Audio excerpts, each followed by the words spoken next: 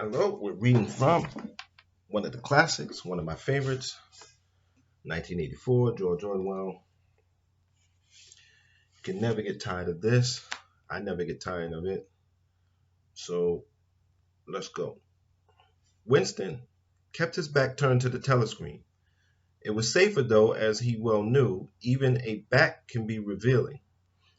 A kilometer away, the Ministry of Truth, his place of work, towered vast and white above the grimy landscape.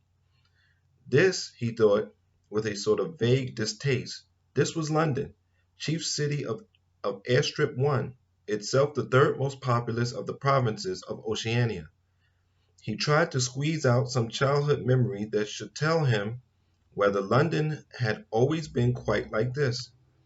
Were there always these vistas of rotting 19th century houses, their sides shored up by the bulks of timber, their windows patched with cardboard, and their roofs with corrugated iron, their crazy garden walls sagging in all directions, and the bomb sites where the plaster dust swirled in the air, and the willow herb straggled over the heap of rubble, and the places where the bombs had cleared a larger path, and there had sprung up sordid colonies of wooden dwellings like chicken houses.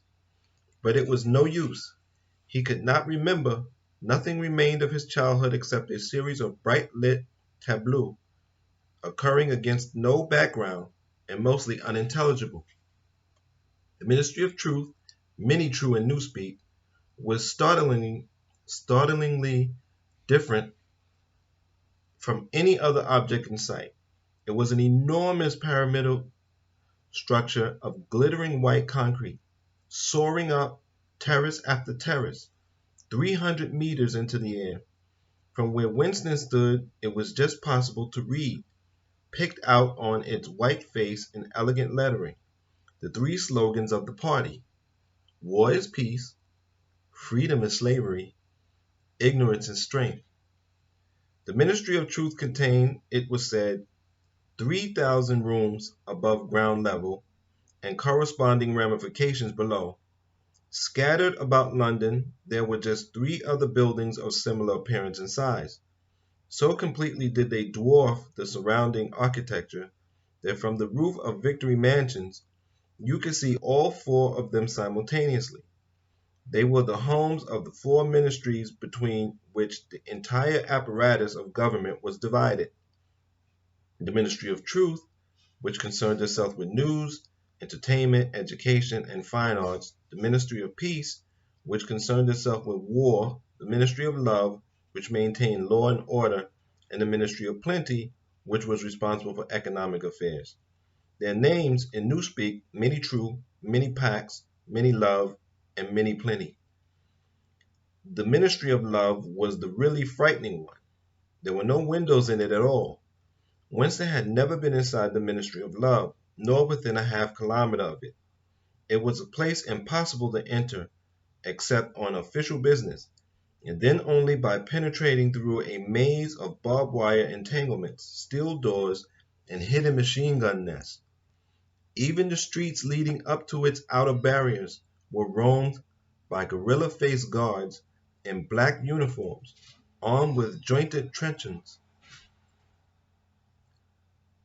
Winston turned round abruptly. He had set his features into the expression of quiet optimism which it was advisable to wear when facing the telescreen.